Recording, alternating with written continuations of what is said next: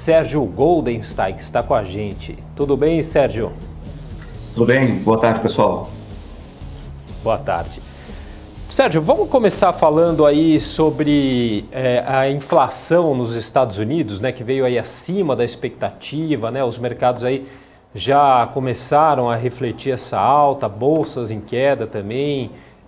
Qual que é a sua avaliação sobre esse cenário aí para a gente começar, né? Quais as implicações econômicas aí dessa alta na inflação? De novo, veio um número muito alto, né? Tanto o headline quanto o core, o núcleo, acima do esperado pelo mercado. Isso, de imediato, já levou uma reprecificação da curva de juros nos Estados Unidos, né? A gente falando agora os contratos futuros de Fed Funds, o mercado já coloca uma probabilidade bastante elevada de uma alta de 100 bases na próxima reunião. Então, o contrato agora futuro precifica 89 bases para a próxima reunião do FONC. Então, antes havia a dúvida se a próxima reunião iria promover um ajuste de 50 ou 75 bases, e agora a dúvida passa a ser 75 ou 100 bases. Mas o interessante é que, apesar dessa forte reprecificação na parte curta da curva, quando a gente olha a Treasury de 10 anos, né, a parte longa, as taxas estão fechando.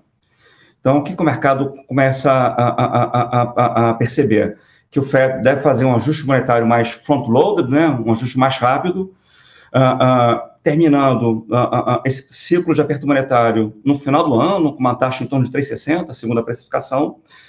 E, ao mesmo tempo, essa curva invertida nos Estados Unidos mostra, sim, que é crescente um risco de recessão. As reuniões do Fed, né, as pressões inflacionárias aí, perspectivas de recessão, como você mesmo colocou aí, pode levar então os juros além do esperado, isso mesmo? Tem dirigente aí sinalizando alta de 1%, né? Eu queria saber se você acha possível que isso representaria aí para as economias globais. O mercado agora já precifica uma probabilidade dividida entre 75 e 100 bases, então sem dúvida que cresceu a chance de 100. Acho que talvez na cabeça do Fed hoje, talvez 75 seja algo com uma probabilidade maior do que uma alta de 100 bases, e é muito importante acompanhar os próximos números, né? Uma coisa que é importante destacar é que essa queda recente que houve do preço do petróleo, da gasolina, ainda não bateu no preço da inflação. Então, no último mês, o petróleo caiu 18%, os grãos caíram 18%. Então, é muito provável que as próximas leituras de inflação já mostrem um arrefecimento importante. Mas mesmo assim, quer dizer, quando você olha os núcleos de inflação, a gente percebe uma inflação mais disseminada e sem dúvida, quer dizer, é uma decisão difícil para o Fed. Mas dadas as comunicações anteriores, parece ainda que uma elevação de 75 bases é mais provável do que uma aceleração para 100 pontos. Sérgio, prazer falar contigo novamente, Alan Gani aqui. Muito se fala do Fed Fund Rate, do ajuste de curto prazo. Mas e aquele mercado mais de médio e longo prazo, que é a venda de títulos para enxugar liquidez? Como é que ele está? O Fed ele segue com aquele plano de voo inicial dele ou alguma coisa mudou nesse mercado? Não, o Fed não anunciou nenhuma modificação com relação ao plano de redução do balanço. Isso. Mas vale a pena destacar que é uma redução gradual, né? Não é, na verdade, o Fed vendendo títulos de sua carteira no mercado, mas simplesmente não renovando os títulos que vencem. Então isso gera um impacto, sim, até porque no passado você tinha o Fed injetando liquidez, agora ele passa a tirar a liquidez.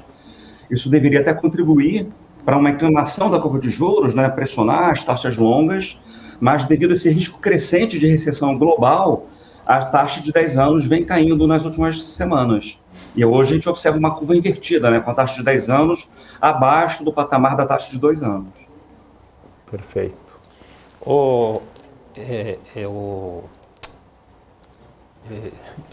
Sérgio, desculpa. Sérgio. Ele está concentrado no livro bege, que acabou de sair. Exatamente. Ele está mandando aqui para a gente. Acabou de sair o livro bege. Exatamente isso. Acabou de sair aqui o livro bege, né, divulgado aí pelo Federal Reserve, né? Eu queria colocar alguns pontos aqui para você comentar, né? A atividade econômica expandiu-se aí em ritmo modesto no geral, desde meados de maio. No entanto, vários distritos aí relataram sinais crescentes de desaceleração na demanda e contatos em 5 distritos notaram aí preocupações sobre o aumento do risco de recessão. Uma outra colocação aqui: embora a demanda por produtos de energia tenha sido robusta e a atividade de perfuração de petróleo e gás tenha aumentado, a produção permaneceu limitada pela disponibilidade de mão de obra e gargalos da cadeia de suprimentos para componentes críticos.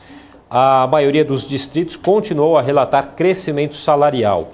Aumentos substanciais de preços foram relatados em todos os distritos, em todos os estágios de consumo. Temos ainda aqui, está chegando aqui para a gente agora, os aumentos nos custos de alimentos, commodities e energia, principalmente combustíveis, permaneceram significativos, embora houvesse aí vários relatos de que a inflação de preços para essas categorias havia desacelerado em comparação com os últimos meses, mas permaneceu historicamente elevada. São alguns pontos, então, que acabam de chegar aí da divulgação que aconteceu neste momento, Sérgio.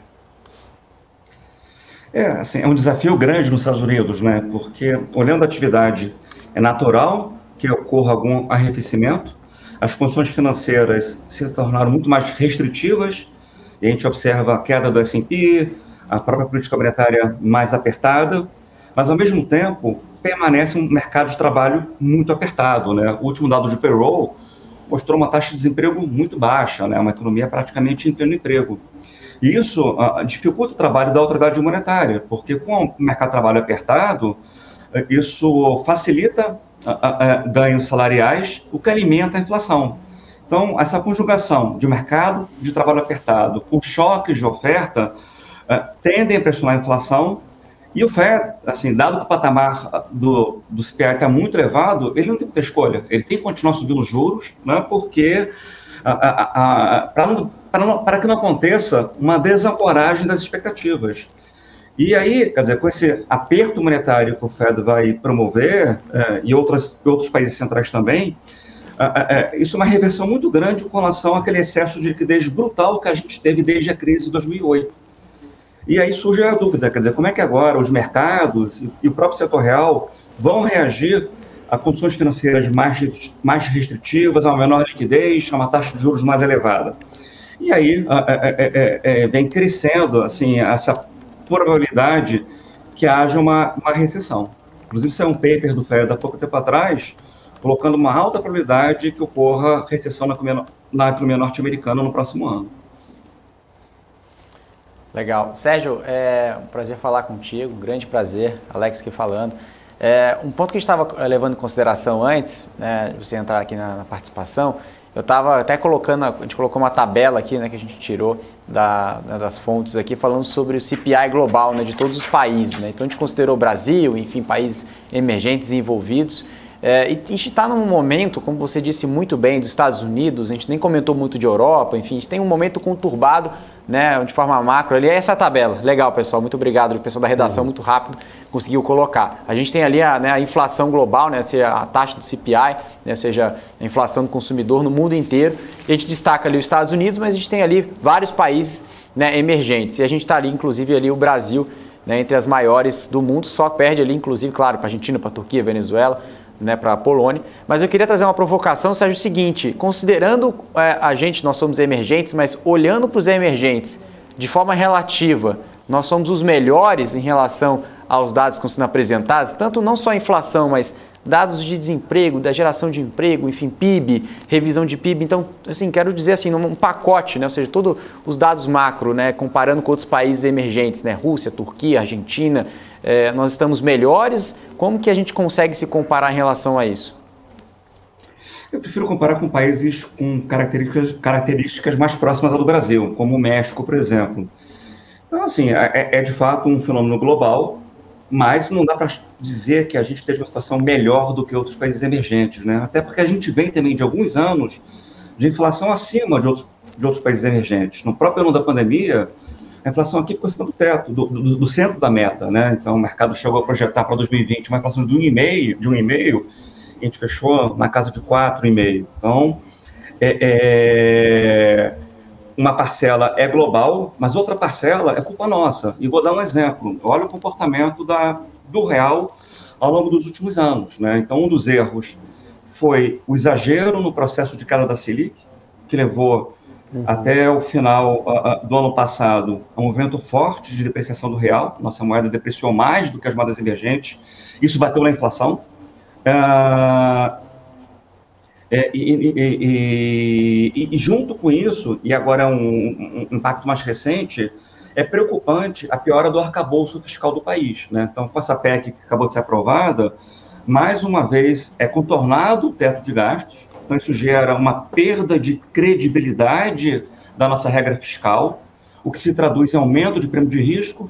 Esse aumento de prêmio de risco acaba pressionando a taxa de câmbio, pressionando as expectativas de inflação, aumenta a demanda agregada no momento que o BCE quer contrair a demanda agregada via elevação da Selic, eleva a taxa neutra de juros. Então, eu posso dizer que a tarefa aqui ficou mais complicada, né? Então, a gente vai ter no próximo mês uma deflação, mas é uma coisa temporária, devido às medidas tributárias, mas o desafio do Banco Central em convergir a inflação para a meta no próximo ano ficou bem mais difícil, né? Por esses fatores que eu acabei de mencionar.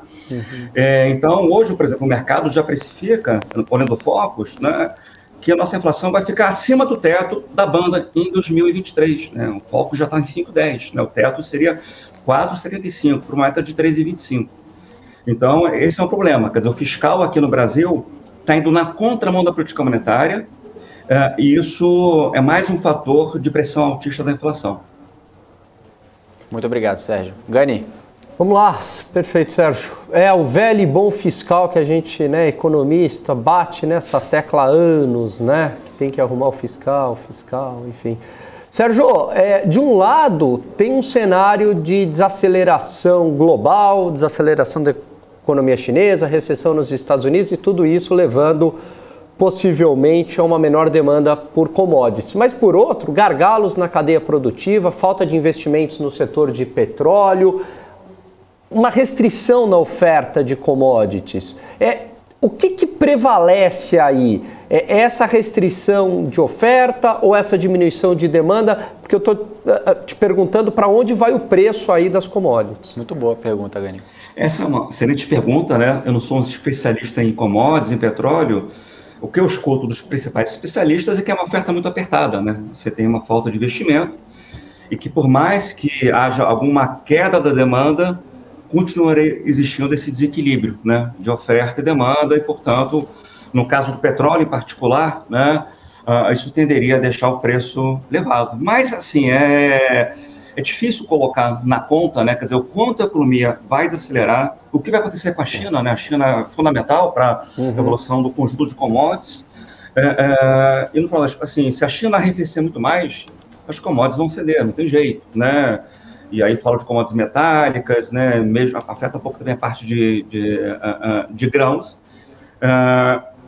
E nesse caso, quer dizer, isso até ajudaria no combate à inflação. No caso do Brasil, um problema que está acontecendo é que as commodities em dólar caíram bastante nos últimos 30 dias, mas o real não vem ajudando. Então, o real vem anulando parte desse efeito baixista da queda dos preços das commodities em dólar. Maravilha. E essa semana, ou seja, a gente teve aí o euro, né, que chegou a se equiparar aí ao dólar, né? Isso mostra aí uma desvalorização, né, do euro aí num cenário bem problemático lá na Europa, né? Quais os motivos aí dessa desvalorização, né? O que está por trás disso? Eu gostaria que você comentasse para a gente. Inclusive chegou a romper a paridade, né? Foi uma coisa muito rápida nesse movimento de valorização global do dólar.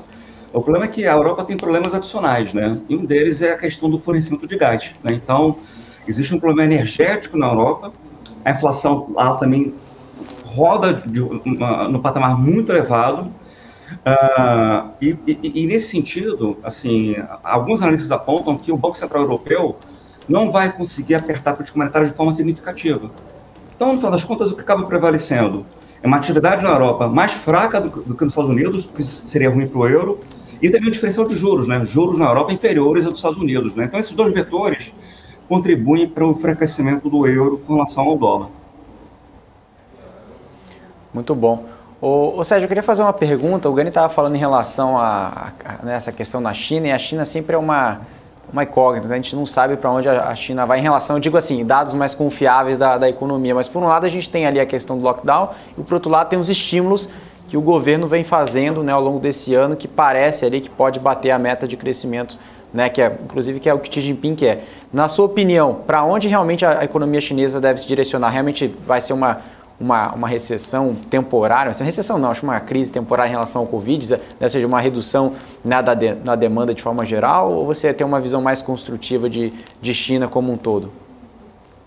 Acho que não é uma situação de recessão na China, mas é uma situação de desaceleração, crescimento na casa de 4%, talvez um pouco menos do que isso. O governo chinês há pouco tempo, né, anunciou que estava avaliando um pacote novo para a infraestrutura, né, de 220 bilhões de dólares. Então, isso é uma política fiscal anticíclica, mas ao mesmo tempo, quer dizer, isso também mostra uma preocupação com o ritmo de atividade, né? Se não estão fazendo mais um pacote, é que tem uma preocupação maior com o crescimento. E eu acho que o que vai desempatar o jogo, sim, é a evolução da Covid na China. Quer dizer, então, se as medidas de restrição à mobilidade se intensificarem e durarem por um tempo maior, a contração, a desaceleração da atividade na China pode ser maior do que está hoje projetado. Sérgio, mais uma aí. Cenário eleitoral. Eita, deixou as piores por último. Vou deixar as piores. Já está fazendo preço? Não está? Se não está, vai fazer? Vai ter uma mudança brusca da política fiscal, da política monetária? Como é que você está enxergando isso daí? Assim, acho que o que fez mais preço recentemente não foi o cenário eleitoral, foi o cenário fiscal. Fiscal, né? Então, assim, ano passado nós tivemos a PEC dos precatórios e agora, mais uma vez, foi contornado o teto de gastos, né, com uma PEC com vários apelidos, né? Mas foi algo muito inesperado, né? Porque se falava antes, ano eleitoral não tem expansão de gastos no segundo semestre. A lei veda isso. Então isso foi contornado, quer dizer, e qual é o problema? É uma bomba política fiscal para o próximo governo, seja vença quem vencer, né? Porque imagine um próximo governo iniciando, o que vai fazer? No primeiro dia de governo vai cortar o benefício de R$600 para R$400? Vai, de uma hora para outra, vai elevar tributos? Então o problema é que a alegação feita para essa PEC, olha, a gente teve uma receita extraordinária de 55 bilhões de reais, a gente está só, na verdade, gastando a mais essa receita extraordinária de 2022. O problema é que no Brasil, o que é temporário vira permanente. E aí, quer dizer, se esse aumento de benefícios se torna permanente, toda a nossa reforma da Previdência foi jogada pela janela. Aliás, mais do que a reforma da Previdência. E eu acho que esse risco aumentou bastante. Então, a gente teve, assim, são várias consequências, né, dessa PEC, né? Como eu mencionei antes, né, quando você contorna mais uma vez a regra do teto, foi justificado na época da pandemia. Né? Ano passado já foi um oportunismo com a PEC dos precatórios, e agora, mais uma vez, a sua regra fiscal ela perde credibilidade. Então, o teto, na prática, deixou de ser uma âncora fiscal. Se todo ano você usa da criatividade para não seguir a regra do teto, o Brasil não tem âncora fiscal. Então, quando a gente olha até o que aconteceu com o prêmio de risco do Brasil, vamos olhar o CDS de 5 anos, está em torno de 320 pontos. No final de maio, era 225. Exatamente. Então, não tem jeito, quer dizer, piorou a percepção sobre o arcabouço fiscal do país. O prêmio de risco do Brasil subiu, isso bate na curva de juros doméstica, isso bate na bolsa, isso bate no câmbio, isso afeta as expectativas de inflação, porque a gente deixou de ter a âncora fiscal. É um estímulo de demanda agregada, né, que torna mais difícil o trabalho do Banco Central de controlar preços. E aumentou então a incerteza com relação à âncora fiscal. Então, o que o futuro governo vai fazer? Ele vai, de fato, iniciar seu mandato reduzindo o benefício? Vai ser colocada uma nova âncora no lugar? O teto perdeu credibilidade, mas vai ter agora uma nova âncora. Imagina, sei lá, um teto para crescimento da dívida, não sei. Então, isso se traduz em deterioração dos preços ativos. Isso aconteceu. Então, vamos olhar o real. O real vinha tendo uma performance relativa no ano muito melhor do que as demais moedas emergentes. Então, o real se beneficiou da alta do preço dos commodities, mas outros mercados emergentes também. Mas aqui, o que estava acontecendo? O diferencial de juros jogava a nosso favor.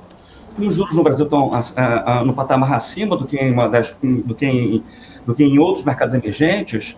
O real vinha tendo uma grande valorização. E agora, se a gente pegar mais na margem, desde o final de maio, o real foi a pior moeda emergente depois do peso colombiano e do peso chileno. Né? Então, isso sim, isso já afetou, e essa incerteza vai perdurar até o início do próximo governo, para se entender o que vai acontecer com relação à política fiscal. E, do lado das eleições, assim, o que seria risco seria ter um agravamento do ambiente institucional do país. Né? Então, assim, se houver dúvidas com relação ao resultado das eleições, isso pode sim bater em preços de ativos mais à frente. Mas eu diria que hoje o que pegou mais foi muito mais o fiscal do que o eleitoral de forma restrita.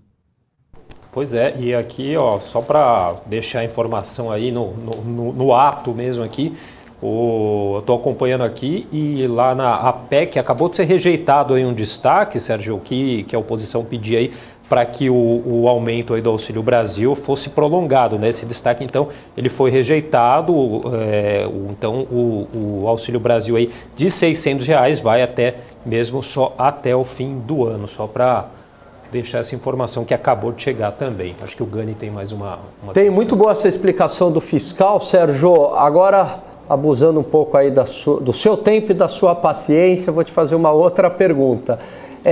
Se você fosse lá ministro da Economia para contornar essa alta de combustíveis, a melhor solução seria não fazer nada, deixar o preço mesmo regular esse mercado, né? O preço alto, a solução para o preço alto é o próprio preço alto, ou não? A redução do ICMS foi a menos pior tomada, ou você defenderia algum tipo de fundo de estabilização de preço, de subsídio?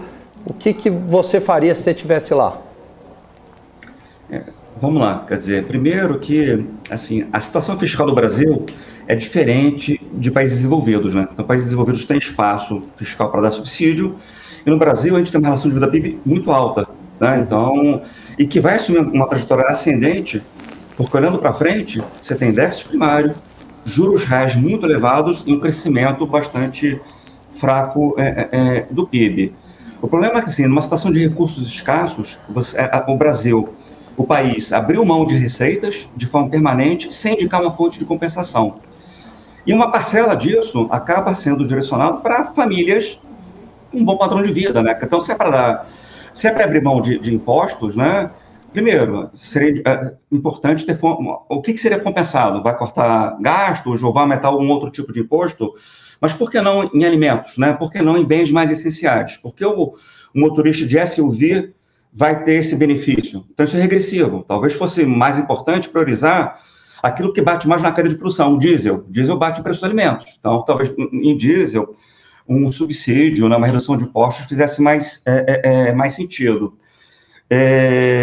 Isso gera um problema para frente, porque quando a gente olha o resultado fiscal recente do Brasil, boa parte do resultado positivo, na verdade, veio de estados e municípios. E para frente, quer dizer, se o petróleo cair, for para 80, 70, quer dizer, a alíquota está muito mais baixa, incidindo sobre o preço muito menor. E aí a gente vai, de novo, o fiscal pesa, isso afeta a taxa de câmbio, e a taxa de câmbio se traduz em mais inflação e menos crescimento, né? Então, na verdade, você dá com uma mão e tira com a outra. Então, talvez fizesse sentido se criar algum fundo de estabilização, mas assim, parece que toda a discussão no Brasil foi muito assodada. Foi tudo resolvido num improviso e numa urgência eleitoral, né? Então, não é a melhor maneira de se discutir o assunto, né? Então, a gente, na verdade, assim, essa solução de curtíssimo prazo gera N problemas para o médio e para o longo prazo do país. Legal. Bom, queria agradecer demais, então, a participação aqui do Sérgio Goldenstein, que é estrategista da DTVM, conversando aqui Renascença, com a gente. Obrigado, viu? Mandar desculpa interromper, foi mal aí, Brosco. Mas dar um abraço para todo. Antes que ele saia daqui do ar, mandar um abraço para todo o time da Renascença, aí o Bruno, André, claro, você também, Sérgio, todo o nosso time aí, o time de vocês que nos recebe muito bem aqui na BMC. Eu que agradeço, um abraço para vocês.